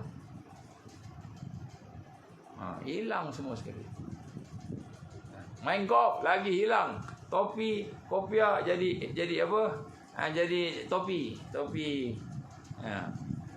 Tak mahu, tak ada kaitan dengan sesiapa. Jadi ilmu harus ditekawal oleh takwa. Takwa itulah hidayah Allah. Tanpa hidayah orang ada ilmu, dia jadi sombong. Engkau siapa nak tegur? Engkau siapa? Berapa hadis engkau hafal? Saya PhD hadis tahu. Saya PhD hadis daripada Madinah, Universiti Islam Madinah. Saya PhD hadis daripada UIA. Kamu pakcik nak cakap apa pakcik? Pakcik tu kata, saya bertahun-tahun, berpuluh tahun saya beramal baca kunut. Kunut panjang ke kunut pendek tak kira, kunut kan. Baca kunut kan. Tiba-tiba ustaz kata tak boleh baca kunut. Ya betul tak boleh baca kunut. Kenapa? Kalau baca terus-menerus tu bid'ah. Bid'ah macam mana bid'ah tu kan? Imam pakcik, bapak pakcik imam pun baca semua, pakat baca, pakcik belajar dekat sekolah agama baca. Tak boleh, itu bid'ah ya. Dekat negeri sini tak boleh, negeri saya ni tak boleh, dia kata gitulah. Ini tak ada kaitan dengan siapa-siapa no. Baik, jadi maknanya bila tidak ada hidayah dia jadi sombong. Jadi sombong. Dia semakin jauh daripada Allah Subhanahu Wa Taala. Jadi sebab itu ulama yang ada hidayah, ulama yang menjaga takwanya, yang tawaduk, dia tak senang nak keluar apa? Nak keluar apa dia panggil? Nak keluar fatwa. Tak senang, dia tak mudah keluar fatwa. Ni salah, ni haram, ni bid'ah, ni haram, ni sesat, ni sesat tak. Dia akan tawaduk, dia kata, kalau dia berpandangan begitu, nanti saya cek balik, mungkin ada hujah yang hadis yang saya tak perasan. Tawaduk. Dia tak mudah. Haram, bid'ah, haram, bid'ah.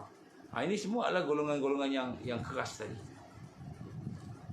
Jadi hidayah bermakna kan ilmu yang bermakna. Sebab tu hidayah ni kita dipanggil sebagai al-mahdiyin. Al-mahdi ini golongan yang ada hidayah. Golongan yang bersama hidayah.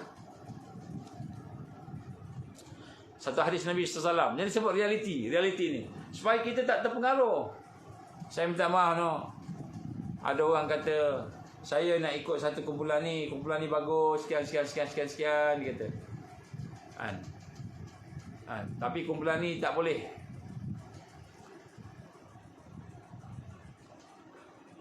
Minta kalau boleh tolong padam nama-nama yang ada tu. Jangan tulis nama lah kan. Kita tak tegur siapa-siapa, kita tegur diri sendiri.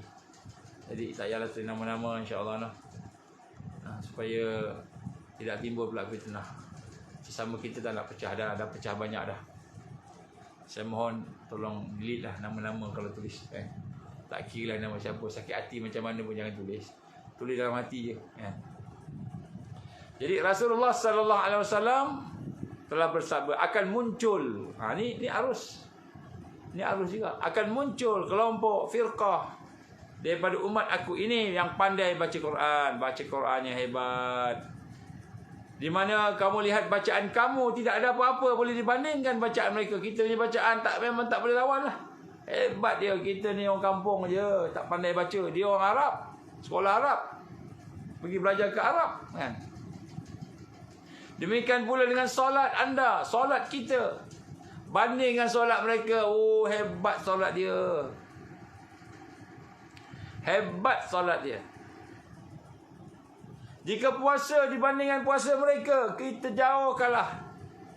Mereka membaca Al-Quran dan mereka menyangka bahawa Al-Quran itu adalah hujah bagi mereka. Jadi baca Quran sedap. Dia baca Quran best. Orang semua suka, taranumnya sebagainya. Kemudian dia sembahyang nampak hebat sembahyang, dia puasa nampak hebat, dia rasa itu hujah. Hujah bagi dia yang menyatakan bahawa dia ni hebatlah. Namun ternyata Al-Quran adalah bencana ke atas mereka. Nabi kata apa? Bencana. Quran tu bencana pada mereka. Solat mereka tidak sampai melepasi batas tenggorokan. Jadi Quran pun sampai parah ni je, solat pun sampai parah ni je. dan mereka keluar dari Islam seperti anak panah yang meluncur dari busurnya. Ini adalah hadis riwayat Muslim. Ini Muslim, tuan-tuan. Kita jangan sebut siapa-siapa. No, saya minta tolong delete mana-mana nama yang ada tulis kat sini. Sebab kita tak nak tuduh siapa-siapa. Kita cuba nak tegur diri kita sendiri ni. Tapi kalau boleh dimanfaatkan orang lain, manfaatkan. Maka dalam kalimat hadis ini, mereka solat tapi tidak sampai melewati lingkungan apa yang ada ni. Ini kiasan. Maknanya tak sampai ke hati. Solat macam itu je, tak sampai ke hati. Hati tak merasai. Kan? Dan solatnya tidak mencegah fahsyak dan munkar. Allah gambarkan inna salata tanha 'anil fahsya wal munkar. Tiba-tiba tak keluar. Jadi orang-orang macam ni masalah. Tapi kita jangan cari masalah dengan dia. Dia cari masalah, kita tak apa. Okey. Apa akibat daripada sini? Yang ini yang kita tengok ni. Jadi kita ingat kita dah duduk dalam satu kelompok, kita sudah ada jamaah, dah ikut dah satu parti, dah ikut dah satu hizib, hizbu kan, ataupun kita kata satu pertubuhan yang ada Islam sebagainya. Kita dah seronok dengan dia. Kita dah seronok dengan geng-geng kita ni. Ni tengok ni. Teguran daripada para alim ulama kita. Maka berlakulah pergeseran ideologi. Sama ada politik ke, akidah ke sebagainya. Maka berlakulah polarisasi. Berlaku polarisasi, berlaku perbezaan. Perbezaan kelompok ideologi yang kuat. Yang ni pro, yang ni kontra. Dan dilakukan bagai cara nak ajak orang kepada kelompok dia, ideologi dia, supaya dapat simpati masyarakat, supaya dapat kemenangan, walaupun dengan akhlak yang buruk. Walaupun tak ada akhlak, tapi dia kempen orang, kempen. Kita tidak mahu rasuah contohnya, kan? Yang ni pula kita lah yang prihatin, kita lah yang bersih, kita yang ni. Yang ni pula kita tak nak rasuah ni. Itu rasuah. Ada nyanyi pula oh ya hoi apa benda tu kan. Dan sebagainya lah. Jadi masing-masing kempen. Walaupun cara dia buat tu tidak berakhlak. Tidak guna akhlak Islam. Jangan pantai sini, bantai sana, keluar perkataan ni, keluar perkataan sana. Cerita peribadi orang, cara depan-depan, sebut nama cara depan-depan. Skandalkan orang ni, skandalkan orang tu. Hoi. Ada dah tulis. Skandal orang sini, skandal orang sana. Tuduh orang sini, tuduh orang sana. Kadang tak ada bukti pun cakap je. Ini contoh. Contoh maknanya berlaku polarisasi. Maka satu dengan lain saling menyalahkan. Ni salahkan yang ni, ini salahkan yang itu. Saling berhujah, saling bergaduh. Saling tidak baik antara satu sama lain. Yang ini kata kamu salah, kamu tak benar. Yang sini kata kami yang paling benar, kami yang paling baik, kami yang boleh bagi solusi penyelesaian kepada rakyat. Kamu semua sibuk je, tak ada apa-apa, macam-macam. Inilah fenomena akhir zaman. Jadi orang-orang yang bersih hatinya melihat dengan hati yang sedih. Ulama-ulama sufi, ulama-ulama tengok, ya Allah, inilah dia. Inilah dia. Maka Allah berfirman dalam surah Al-Mu'minun. Tengok apa Allah firman. Fataqatta'u amrahum bainahum zubura. Kullu hisbin bima ladaihim farihun. Kemudian umat rasul-rasul itu. Nampak? Ni kita ni. Nabi dah tinggalkan kita dah. Nabi dah wafat. So umat rasul-rasul itu berpecah belah dalam urusan agama mereka dengan beberapa pecahan. Tiap-tiap golongan gembira dengan apa yang ada pada mereka. Kullu hizbin bima ladaihim farihun. Setiap daripada mereka yang berpecah tadi itu, golongan tadi itu gembira.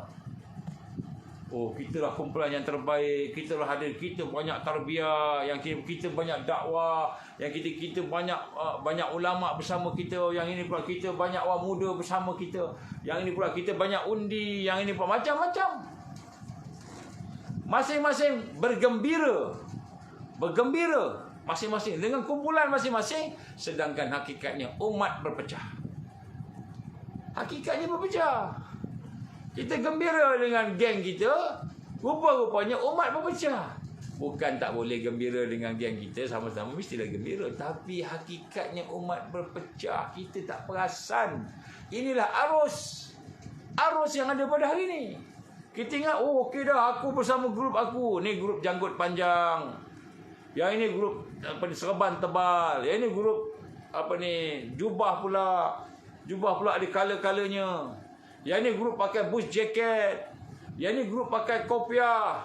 Ini grup pakai songkok. Macam-macam. Seronok dengan masing-masing. Kita seronok dengan sahabat kita. Satu kelompok, sedangkan sebenarnya kita berpecah. Kita tak terfikir. Ini arus yang ada. Kullu hizbin bima ladaihim farihun. Mereka dengan golongan-golongan mereka berpecah dalam agama tadi. Tak ikut Islam yang sebenar. Semua pakat-pakat biasa. Tapi sebenarnya kita duduk kan. Kita gembira. Kita seronok bersama-sama kita. Sekarang dalam keadaan umat berpecah, bergaduh. Dalam keadaan umat lemah. Dan seterusnya duduk dijajah oleh Dajjal Al-Masih Dajjal. Sebab itu orang yang mengikut arus ini, dia tidak boleh bangkit. Kenapa?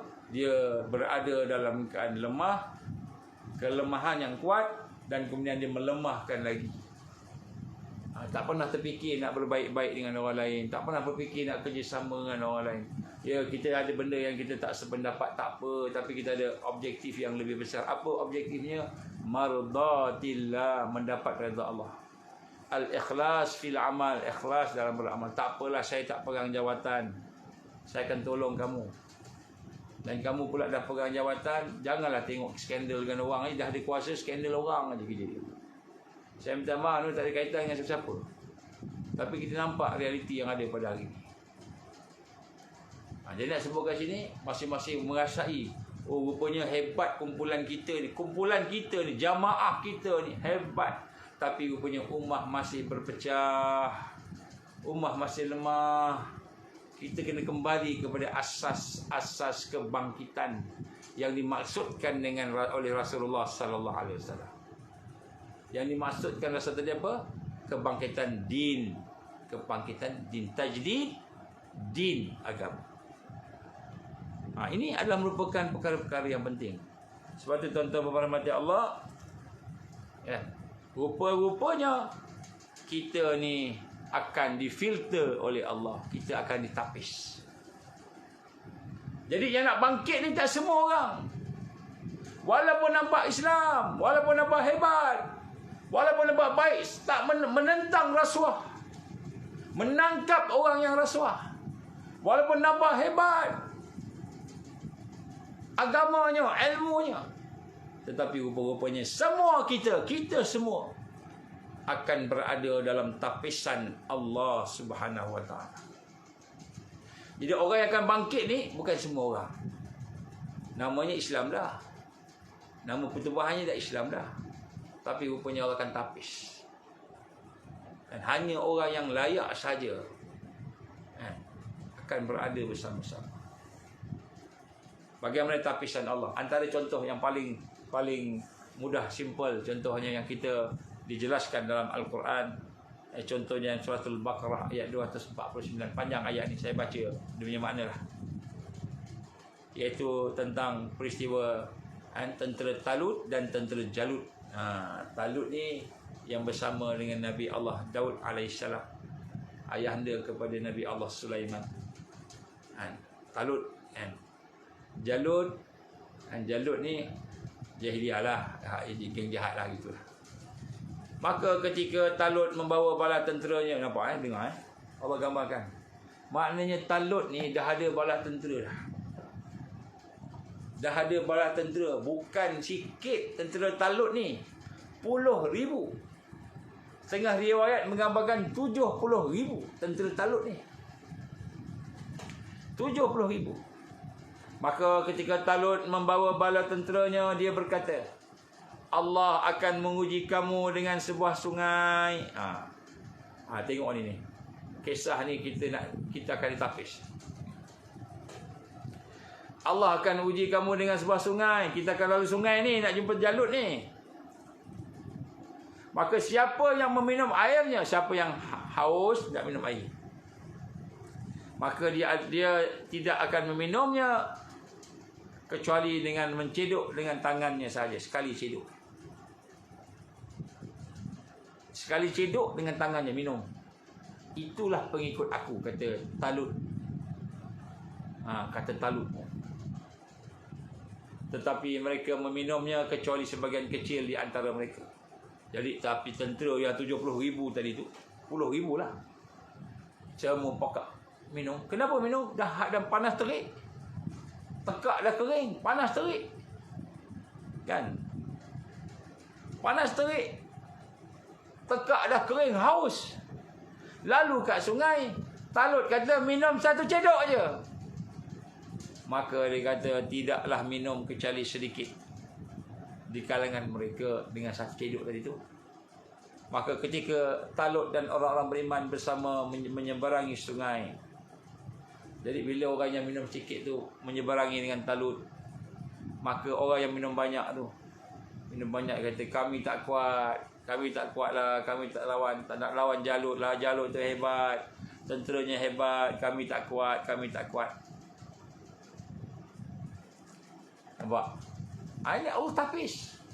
Allah tapis kita dengan ujian. Ujian apa? Ujian dengan ukhuwah, dengan jamaah, ujian dengan kepimpinan. Taat tak kepimpinan tadi? Tertinggal. Dan mereka yang yakin dengan Allah, yang beriman dengan Allah, yang ambil satu sedok tadi, mengatakan bahawa berapa banyak kelompok yang kecil mengalahkan kelompok yang besar biiznillah. Dan Allah bersama-sama dengan orang yang sabar. Jadi nak sebut sini, orang yang beriman tadi, maknanya orang yang ada sabar tadi. Jadi dalam kisah ini kita lihat bagaimana tentera Talut yang jumlahnya 10,000, setengah riwayat kata 70,000 orang nak jumpa Jalut. Tiba-tiba yang minum satu sedok ikut arahan ketua tadi hanya kurang lebih 300 orang. Daripada 70,000 tu, 300 orang aja yang boleh ikut Talut. Lain semua pakat tinggal kat sungai. Tak maulah dia mandi lah, dia menyelam lah. Jumpa air. Sebelum tu tak ada air. Allah uji tak ada air. Arki sekarang ni Allah uji tak ada air. Rimbunan kasih. Allah uji tak ada air. Sekali jumpa air, itu dia. Kalau boleh nak menyelam, menyelam. Kalau nak minum, minum. Satu tempayan besar pun boleh minum. Contohlah. Jadi kita lihat di sini, maka mereka tak dapat ikut arahan. Yang tinggal hanyalah 300 orang saja. 300 orang saja daripada 70,000 orang. Dan 300 orang ni yang kalahkan Jalut dan tentera dengan iman mereka. Jadi berapa ramai yang tercicir? Saya nak cerita sikit. Masa tak banyak, kita sambung besok. Tajuk besok lagi best, insya-Allah. Ada banyak benda yang saya contoh saya nak sebut, mana tak sempat. Ini mukadimah ni, masa mukadimah 1. Besok mukadimah 2. Tak masuk tajuk lagi. Sebab tajuk ni besar. Jadi nak sebut kat sini berapa banyak golongan yang tercicir. Berapa banyak golongan yang tercicir. Mulanya semangat, saya ingat lagi. Ketika kita buat program tamrin mula-mula, ramai datang, penuh. Ada di kalangan kita kata, ya Allah, lamanya tak rasa suasana ukhuwah macam ni di Johor. Masa tu kita buat di Johor, di Kota Tinggi. Lamanya tak rasa. Dulu masa sekolah-sekolah agama dulu rasa sayang dengan sahabat ini, sahabat-sahabat jumpa kerana Allah, berpisah kerana Allah. Kemudian perbincangan kita ni semua hanyalah berkenaan dengan nak selamatkan akidah kita, selamatkan diri kita daripada sesat, selamatkan diri kita untuk beribadah, berakhlak, melaksanakan sunnah Nabi sallallahu alaihi wasallam. Subhanallah, suasananya rindu. Kita buat tamrin 1, tamrin 2, datang ramai-ramai. Kemudian lepas tu tamrin 3, ramai kan. Lepas tu dah mula sibuk dengan masing-masing. Masa tu baru lepas kena PKP kan, tengah tertekan lagi dengan vaksinnya, dengan coronavirusnya, dengan semua. masing-masing rasa terubat, rasa tenang bersama sahabat-sahabat. Baca mak surat tu kubra. Baca mak surat kubra. Tak rasa lama, rasa seronok, rindu. Tapi setelah makin lama keadaan makin hebat kan, kita kata dari sudut kita ni makin fokus kepada kita punya makan, minum, gaji kita, kerja kita kan, kawan kita sebagainya. Akhirnya tarbiyah berjalan terlepas. Tarbiyah terlepas, Quran terlepas, mak surat tak buat dah, tak baca dah, zikir-zikir yang kita ajar tak baca dah, tinggal. Jadi kita padahal paling dah sampai peringkat itu nak jadi orang yang berjuang. Kemudian selepas tu Allah uji pula dengan projek tak jadi, dengan terasa hati dengan sahabat, terasa hati dengan siapa-siapa, kita ni ditinggalkan dan sebagainya. Kita diuji. Semua ujian Allah. Ibaratkan air sungai ketika musim panas tekak kering, memang kita setengah haus, setengah susah leader kita apa, pemimpin kita apa, minum satu cedok saja, buat yang ini. Siapa yang tak buat bukan pengikut aku. Maka betul, siapa yang ambil lebih daripada satu cedok, mereka tak boleh ikut dah. Talut nak jumpakan Jalut, tak boleh dah. Ini tapisan Allah Subhanahu Wa Taala. Allah uji kita. Ada sebahagian kita yang rasa bila dia dah diberi jawatan, dah ada jawatan, dia rasa dia punya jawatan tu. Jawatan tu dia punya. Dia rasa dia ada pengikut, dia rasa pengikut tu dia punya pengikut. Maka dia boleh buat apa sahaja untuk kepentingan diri dia. Allah asingkan, Allah asingkan, Allah asingkan. Ini tapisan. Kita tak pernah nak apa-apa, tak pernah nak buang-buang, tak ada. Tapi Allah tapis, Allah tapis, Allah tapis. Jadi sebab itu kita nak tengok kat sini bagaimana rupa-rupanya apa yang berlaku kepada Talut dulu dengan tenteranya, mujahid mereka tu, sama kita pun akan berhadapan. Sebab tu kebangkitan akhir zaman ni, dia bukan semua orang boleh macam gitu. Sebab tu kita hari ni nak belajar. Ini asas dia. Ketaatan kepada pemimpin, berpegang dengan iman, berpegang dengan takwa, berpegang dengan amalan-amalan. Barulah ada di situ iman tertingkat, akhlak tertingkat, ibadah tertingkat, dan seterusnya kita ada ukhuwah pula. Sekarang ni dah rasa dah lain. Dia nampak apa? Ustaz tak ada cerita pasal bol pun. Ustaz tak ada cerita pasal emergency exit pun. Tak ada cerita. Ada yang cakap macam tu. Bukan tak nak cerita, bukan tak ada bol, bukan tak ada emergency exit. Ada semua. Komplit dah. Amalan untuk kat markas, amalan kat rumah, semua komplit dah, insya-Allah. Tapi kita tak boleh nak bagi. Sebab tak lepas tapisan. Tapisan tak lepas lagi. Macam mana kita nak bagi amalan? Kita bagi amalan, besok dia bocor kat Dajjal. Kita suruh dia mandi satu cedok ya. Dia mandi sampai menyelam sekali dalam tu. Jadi ini adalah tapisan. Ini contoh-contoh. Saya tak sebut siapa-siapa. Tapi saya nak ajak semua kita, terutamanya Ansar, yang telah bersama daripada mula-mula dulu. Saya rindu nak jumpa dengan orang yang dah tak datang. Terutamanya di Johor. Rindu nak jumpa dengan orang-orang. Saya tak nak sebutlah nama kat sini lagi kan. Jadi kita nak imbas semula perjuangan ni, bukanlah setakat kita tamrin satu gitu je. Setakat kita berzoom gitu je kan. Setakat bukan. Dia kena duduk on the ground. Kena buat kerja sama-sama. Ladang rakyat yang kita buat tu adalah JDT. Dia bukan untuk siapa-siapa kaya. Walaupun ada sahabat yang korban, banyak dia korban, macam-macam dia buat. Tapi bukan untuk kekayaan dia nak buat, dia berkorban untuk dia kaya, bukan. Bukan. Tetapi kerana nak menghidupkan sunnah yang disebut tadi, kebangkitan. InsyaAllah kita akan bincang pada siri yang lepas, apa dia punya pilar-pilarnya, dia punya tiang-tiangnya, asas-asas kebangkitan mesti ada pada kita. Tapi untuk pendetailannya kita kena jumpa. Setakat FB ni tak boleh sampai semua benda. Jadi saya sebut kat sini, inilah ditapisan. Jadi kita sedang ditapis oleh Allah. Allah sedang tapis kita sebenarnya. Kita tak perasan.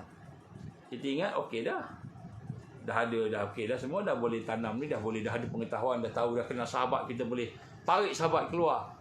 Sampai ada pula perkataan keluar, kamu bersama Ansar. Apa Ansar bagi pada kamu? Apa Ansar bagi pada kamu? Apa kamu dapat daripada Ansar? Subhanallah. Ceteknya pemikiran. Bukan Ansar yang memerlukan kita, kita yang memerlukan Ansar. Bukan jamaah yang memerlukan kita, kita yang memerlukan jamaah. Bukan ukhuwah yang memerlukan kita, kita yang memerlukan ukhuwah. Kalau kita rasa kan, kalau kita rasa kita nak ambil kesempatan daripada sahabat, daripada apa sebagainya kan, maka kita tidak lebih daripada kan orang-orang yang tidak ada kefahaman dan perjuangan.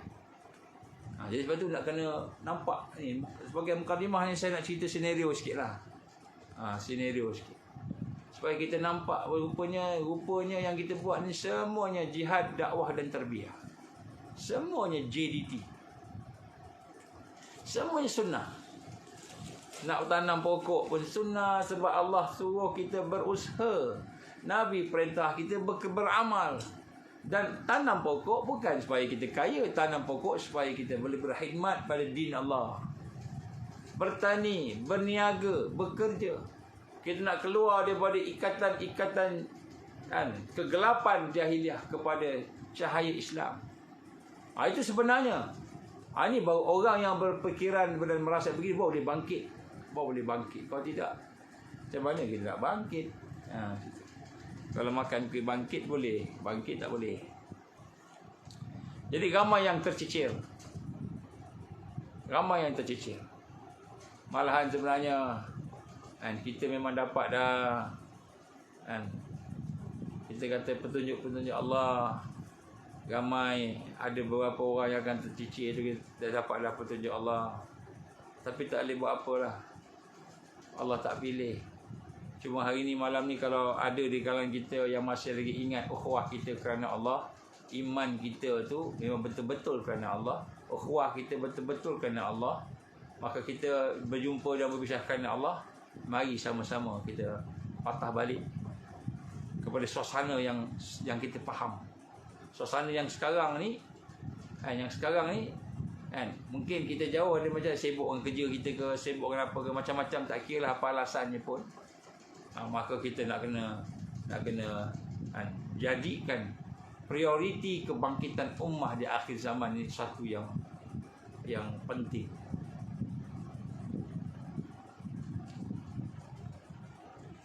Saya nak bacakan ayat Allah yang terakhir. Saya nak baca ayat Allah, kita sambung besok, insya-Allah.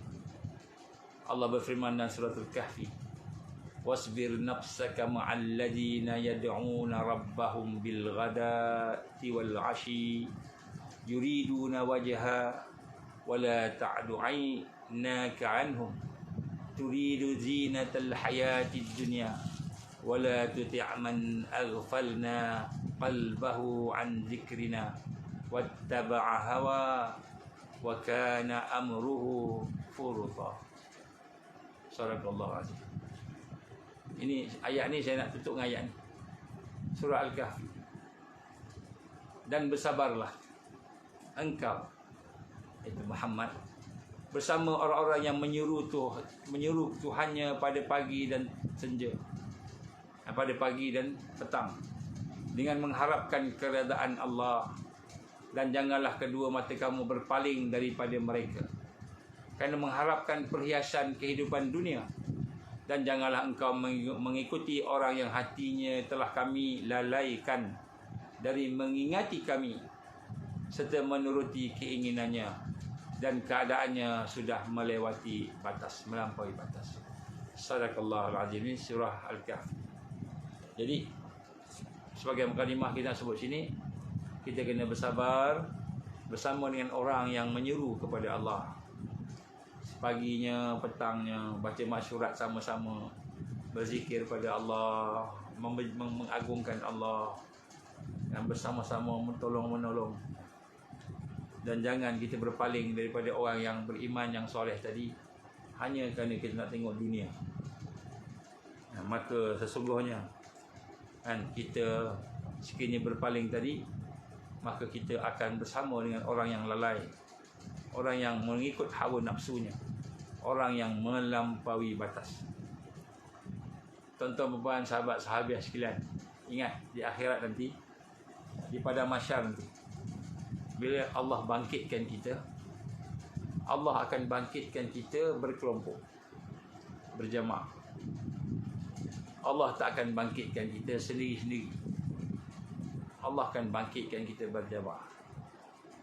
Jadi orang yang masuk syurga berkelompok dengan orang yang masuk syurga. Orang yang akan diazab oleh Allah akan berkelompok dengan orang yang diazab oleh Allah. Maka sebab itulah jangan kita tinggalkan sahabat-sahabat seiman, seakidah. Jangan kita khianati amanah-amanah yang ada. Jadi mudah-mudahan kita akan duduk termasuk dalam kelompok orang yang mayyujadidullah dinaha. Mereka ataupun siapa-siapa ataupun mereka yang orang-orang yang mentajdidkan agamanya. Mentajdidkan agamanya. InsyaAllah kuli qali hadza astaghfirullahalazim li wa lakum. InsyaAllah jika ada rezeki kita akan sambung lagi. Kalau tak sempat esok, kita akan buat hari Rabu, InsyaAllah. Dan InsyaAllah kita akan sambung siri asas-asas kebangkitan. Jadi yang awal ni saya cuma cerita realiti. Ramai orang yang ingat dia dah duduk dalam jamaah, okey dah, dia dah boleh dah. Rupanya ada benda-benda yang dia tak buat, akhirnya Allah tapis. Allah tapis. Jadi sebab tu kita nak jadi jangan sampai orang yang ditapis keluar oleh Allah. Bukan kita yang keluarkan, Allah yang keluarkan. Dan bila kita tinggalkan dakwah, tarbiyah dan jihad itu, Allah akan gantikan orang lain. Orang lain akan masuk, orang lain akan datang dan lebih baik, lebih sayang ke Allah daripada kita. Maka sebab itu jangan sampai kita jadi kelompok-kelompok yang tercicir, kelompok yang tertinggal. Kerana perjalanan kita masih jauh. InsyaAllah mudah-mudahan kita akan istiqamah dengan penuh ikhlas. Jadi insyaAllah hujung minggu ni, bagaimana yang telah kita umumkan dalam Telegram, kita ada program. Tolong tengok Telegram sisi masing-masing. Kita ada program. So kita jemput semua sekali lah yang sepatutnya hadir dengan program tersebut. Jadi programnya tu bukan untuk semua orang, tetapi untuk mereka yang telah pun ini sambungan, program sambungan Tamrin 3. Jadi mereka yang dah lalui Tamrin 1, Tamrin 2 tu boleh join lah. Tapi mereka yang belum lagi melalui itu tak boleh join lah. Kena join Tamrin 1 dulu. Sebab dia punya kefahaman tak sama. Kefahaman tak sama. So insyaAllah bila kita dah ada asas Tamrin 1, Tamrin 2 tu, baru kita ada kefahaman untuk pergi ke Tamrin 3 untuk peningkatan dari sudut ilmu, kefahaman dan amal. Ilmu, kefahamannya dan amal, insyaAllah. So bagi mereka yang masih tidak berdaftar, kita minta daftar lah. Cubalah sebab kita tak tahu lagi. Kita masa tak banyak. Begitu juga orang yang telah ikut Tamrin 4 dan TMQ, TM4, TMQ. Kita minta juga kalau boleh cuba datang. Kalau ada masalah kewangan ke apa, kita bincang sama-sama pakat-pakat. Kita tolong-tolonglah. Sahabat-sahabat kita yang ada duit sikit, dia akan bantu. Siapa yang jangan jadikan kewangan sebagai alasan tak datang. Sebab Allah akan tanya nanti. Ada banyak cara dia boleh jalan cara untuk kita. Yang penting kita datang dan insya-Allah ada banyak perkara yang kita nak bincangkan. Kerana perkara yang terbarulah terutamanya insya-Allah. Aku li qali hadza astaghfirullahalazim li wa lakum. Insya-Allah kita baca doa rabitah. A'udzubillahi minasyaitonir rajim. Bismillahirrahmanirrahim. Alhamdulillahirabbil alamin wassalatu wassalamu ala asyrafil anbiya'i wal mursalin wa ala alihi wa sahbihi ajma'in. Allahumma innaka ta'lamu anna hadhihi al-qulub qad ijtamat ala mahabbatik wa taqat ala ta'atik wa tawahadat ala da'watik wa ta'ahadat ala nusrati syariatik.